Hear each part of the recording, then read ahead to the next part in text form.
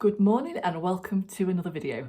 You may have noticed that I've posted a handful of videos already about gravel riding, but I thought I would do a bit more of a vlog today just to give you a little bit more of an idea about who I am, what my areas of interest are, whether it might be something that might interest you. So I'm somebody that's probably fairly new to cycling and certainly to gravel cycling, and I came into it like a lot of people have done during lockdown. Now, I have been lucky enough to have a bike since I was a child, and probably 2013, I think, I did my first sportive, which was the London to Brighton bike ride, the classic Heart Foundation one. And that was 54 miles, and I did that on a hybrid bike. And I just want to talk to you because I'm a kind of fairly novice. I haven't got a lot of money, working a full-time job, I've got a family, so it's kind of looking at how I manage, how it's possible to manage, what kind of gear you need to get started. If you're looking at doing sportives and things, what kind of mileage you need to be doing as base miles to build up. Just those kind of questions. So if you're in a similar position and you haven't got a lot of money and you're looking for, what the right kind of bike is for what you're wanting to do, what kind of commitment you need to have to things, then hopefully this will give you a little bit more of an idea. So, like I say, I came to cycling in terms of trying to do events around 2013, and it was an event that I'd always wanted to do, and prior to the event I'd only cycled 30 miles, considering, say only, I mean that might sound like a lot of miles to some people who are fairly novice, but considering the event itself was 54 miles. And actually on the day I did probably about 65 miles because of where I was staying in London and cycling to the start and the finish.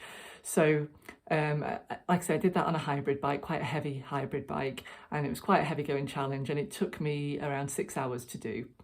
It was a lot hillier than I expected. I didn't know anything at that time about kind of searching the route, and so my training had all really been very flat.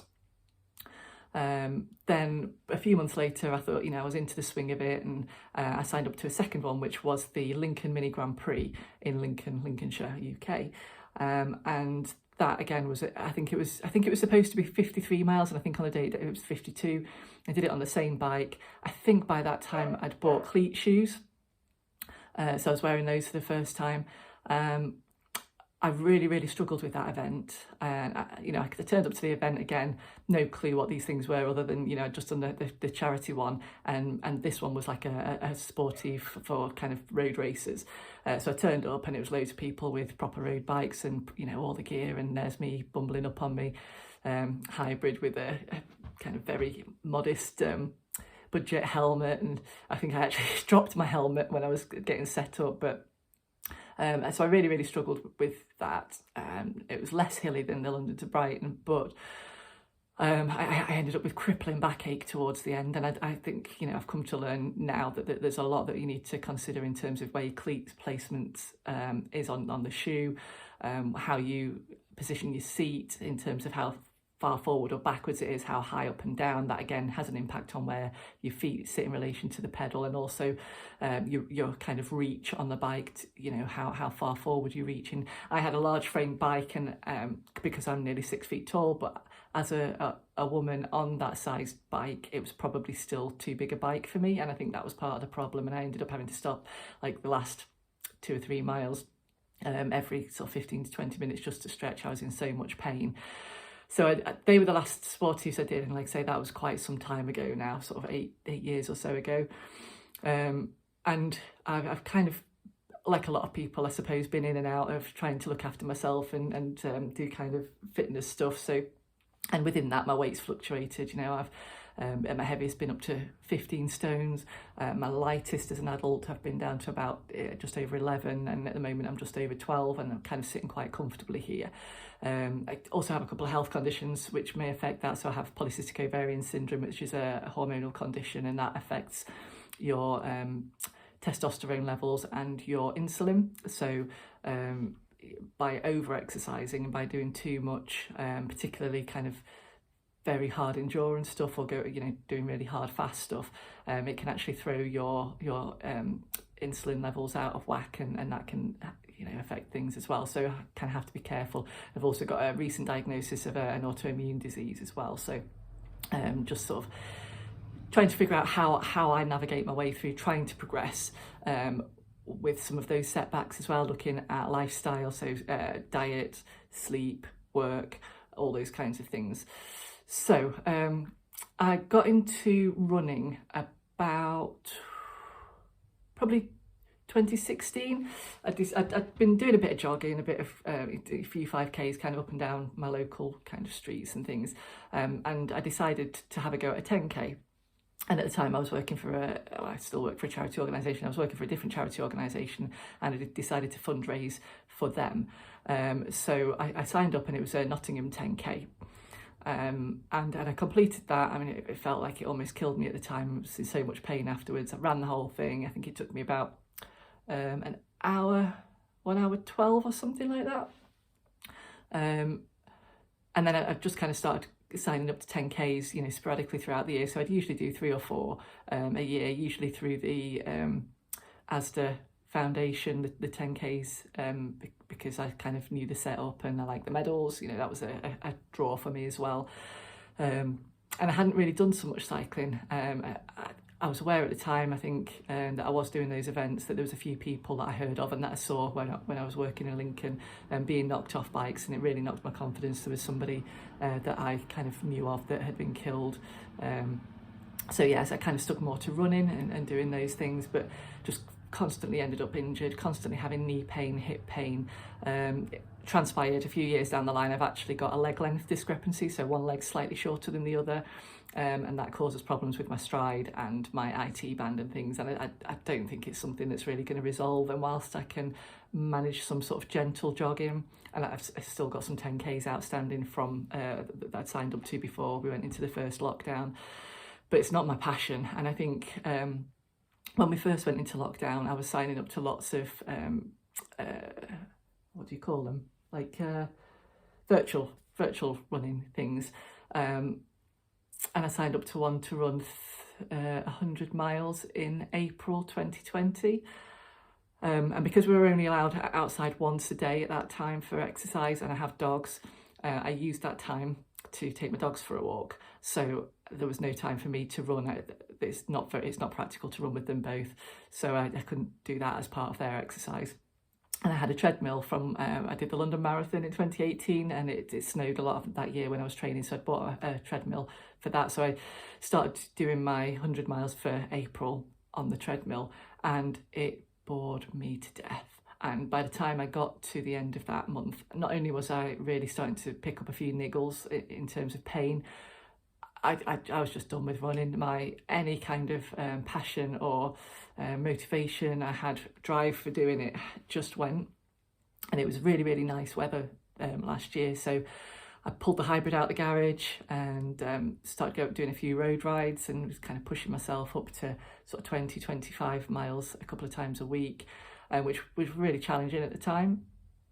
And then I started to watch YouTube, you know, looking for some inspiration. I was getting a little bit bored just going around the same old roads and things, but I found it really exhilarating just being able to get away from home, because at that point, up until, I can't remember when we came out of the first lockdown, maybe May time or after May, and at that time, you know, just being able to get out of the house and get a bit further away it's just incredible.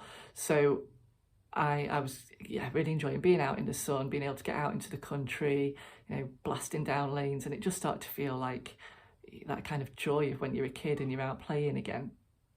So, but yeah, I started getting a little bit kind of fed up of doing the same old roads that were local to me, and so I turned to YouTube for some inspiration. And the first video that really stands out to me that I came across was a gravel video by Juliet Elliott, and from that moment I've been completely hooked. I watched absolutely everything that Juliet had posted. I then kind of went on to find Dave Noakes and Katie Kookaburra, Francis Cade, and just watching all of their videos, really learning about cycling, really kind of getting into the gravel scene. And I decided, you know, I'd still got my hybrid at that time. I'd changed a few things, changed my saddle, got some bar ends to make it a bit more comfortable. I I was sort of changing my tyres to see what difference that made, and getting off and doing kind of more gravelly type stuff. And I just felt like I didn't have the right bike for the job. And there's maybe a little bit of kind of excitement and snobbery and wanting a proper gravel bike as well. So I looked into the Cycle to Work scheme, which we have in the UK, and what I ended up doing was going through a brand named store for getting finance to fund the bike. Like I say, I've not got a lot of money. I still, work full time, got a family, so I would, buying a decent bike outright, and it's still entry level. It's not anything massively flash. I've got a Boardman 8.2 ADV 8.2, which is an adventure, classed as an adventure bike, and it's got the drop handlebars. You should be able to see that in some of my other videos, but I can kind of take you through more of an in-depth look at that and some of the changes I've made. But yeah, but ended up buying that, and the rest's kind of history. I've developed this real love of gravel, and there's a lot of kind of snide remarks and comments about gravel biking and gravel being just a new way to sell a new bike to people, basically, and that it's essentially an 80s mountain bike, and I can honestly say, I've since traded my hybrid in for a mountain bike just to have something a bit more practical for winter. And I've also borrowed my dad's road bike when my bike's been in the shop for work, and I can honestly say a specific gravel bike is different to a road bike and a mountain bike, and feel is kind of the first thing that you notice with that. The geometry of the bike is different, and it's maybe only by riding different kinds of bikes, different styles of bikes, that you really kind of start to understand the difference. So I mean, my advice would be, if you're looking to get into cycling, or you've just started and you're looking at potentially buying another bike, and you want something, you've not got loads of money, so you want something that's an all-rounder, my advice really would be gravel bikes are excellent all-rounders, particularly if you are considering at any point bike touring or anything like that as well. They're kind of set up for that sort of thing. They've got the capacity to have kind of more slick tyres on, so if you were doing more road, you live in an area where there's not loads of kind of rough terrain, you could stick some slicks on. If you've got the clearance to get a bigger wheel in, if you want to do more kind of off-road stuff, it's got the capacity to do that as well. And they're much lighter. They're much lighter than buying a designated mountain bike. They're probably heavier than a road bike, particularly if you get a kind of good quality road bike. But I think you don't have to overcomplicate things, and I think it's like in anything, you can start making excuses. I'm a musician, I've been into sort of semi-pro photography, and you make these excuses. I can't do this because I've not got the gear, I need a better camera, I need a better lens, or I need better equipment for recording my music, or I need a fancier keyboard, or whatever it is. You can make excuses, but essentially, if you want to just get out there and you want to ride and you want to get the miles in, getting on any bike will help you to do that. And you don't need to have some fancy brand name thing. I think it's helpful, particularly if you're in quite a rural area, or you're cycling away from, places where there's more help. If you kind of got into any difficulty, it's useful to be able to at least do things like change a puncture, be able to stick your chain back on, carry the tools to be able to fix some basic stuff, even if you can't do it yourself. I've had a number of times where I've struggled to get tyres off, particularly in my kind of, when I was very first starting, getting into it more seriously, and other cyclists have stopped to help. So if you've got the equipment, people can help you. So what I will do, I think, is sort of take a look at my bike in another video, look at some basic kit that will make you comfortable and make it safe for you. Look at some basic maintenance stuff to keep on top of, things that you can clean your bike with, how to store it, things that kind of help prevent rust and prolong the life of things like your chain. I'll also look at kind of the health side of stuff, so nutrition, how to fuel for rides, what kind of is appropriate recovery, look at myself kind of working towards events and looking at how they go, how I prepare for those. If anybody's got any feedback or any interest in anything in particular that you would like me to make a video on or look into a little bit more, then let me know in the comments, and hopefully we'll get something over the next few weeks. Thanks for watching, and we'll see you next time.